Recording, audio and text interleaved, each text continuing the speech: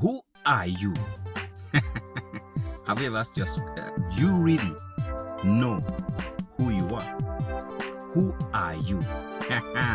Okay, this is not a political or human resource question where we just say, I'm Vincent, I studied from this place, I have these qualifications, this experience, give me the job. This is a psychological, philosophical question. Who are you? It can even be theological question. Who are you? But today, guys, we want to explore really, who are we? Do you really know who you are in terms of psychology? We're going to psychology. So there is a guy called Sigmund Freud. Freud has a theory that tries to explain our personality. Anyway, when we say who are you, we are trying to ask, what is your personality? In psychology, how is your totality of life, your beliefs, your knowledge, your experiences, whatever it is, your personality. So we are asking, do you even know who you are, your personality? So in one theory whereby Sigmund Freud tries to explain our personality, it is called psychoanalytic theory. This is psychology, yes, but don't worry. So we are going to say, who are you according to this theory? Now, Sigmund Freud was so much pessimistic when it comes to human beings. In his theory, he said that human personality is divided into three psyches. Psychics or psyches? How do you read it? The mind, your mind is divided in three parts. One, the ID as in I and D. He said that is the primitive part of our lives, the selfish part. It operates on the principle of pleasure. To get the best pleasure out of anything, no matter who is hurt. That's the part of us that fights for us, that cares for us, for our survival. It's called ID. He said we also have a part called super ego. That is the morality part, the righteous part, the one that asks you to always forgive, take care of others, give to others, give away, sacrifice, let it go, let go of your personal interests and desires for the greater good, for others, and all that nonsense.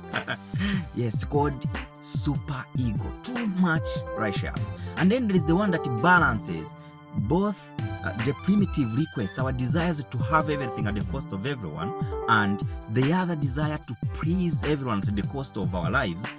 The one that balances between those two extremists is called ego, our ego. The one that operates on the principle of reality. What is happening? What should be done? Not like I should be righteous in all through situations. Now, to give an example of how to understand these three parts of our mind, look at an example of you are in a line for food at school, at a church, or at a burial, and some people come to flood the line. When someone is an old person, now, if your super ego is too strong and you don't have any self-preservation instincts, you will let everyone fluke you. It's the same when we are driving. You let everyone pass, you want to be the best. You will stay there for the whole day. If you are too primitive, ID is too strong, you want to do everything for yourself, you will push everyone away just so you can get your way. But the ego will balance, will look at reality. Is this person who is fluking an old person? Let me let it go. Let her have it.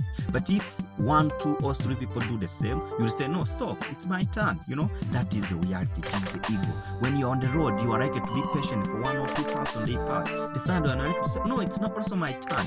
Ego makes those thousands of decisions every day to help you navigate the demands of your primitiveness and of your super morality senses. And when we shall also talk about this later, don't worry. When this balance fails, that's when we get issues, anxiety imbalances, feeling guilt and all of that nonsense. And we have a way psychological that makes us overcome it every day, otherwise we would be in trouble. But then the question is, who are you? Now, since I have explained those three parts, now let me tell you who you are. According to Freud, these three parts also are in different levels of our remembering, of our consciousness. Now, what he said, which is really terrible and threatening, is he said that most of who we are is primitive, the ID. And the worst part of it is that most of that is buried within our unconscious. In other words, what we are aware of about ourselves is a small, he calls it a tip of the iceberg. What you know about yourself is just a drop in the ocean of who you are. In other words, at any moment, you actually don't know who you are. And therefore, to know who you are, even 30% or 20%, we need to take intentional steps to discover ourselves, self-awareness. Also, this teaches us that at any moment we can be anything. And therefore, when we see people behaving in a way that is outrageous, we shouldn't be surprised that we can never be those people. At any moment, you can be the murderer, you can be the killer, you can be a thief, you can be the one who is careless, you can be you can be anything depending on the situations, because really, at this moment, you surely don't know how far you can go. So this humbles us. This theory humbles us. There is conscious, semi-conscious, and unconscious. A big part of who we are, which big part is actually ID, is buried within our unconscious. You do not know who you are fully at any moment. Two things to learn from this. Take intentional steps to discover who you are. We can cover that next time. Also, be patient with yourself and others, for really, it's possible for you to be them at any moment. You do not know how far you can go given the situations. Ciao, ciao. This is Vincent at mikalife.com. Keep it up.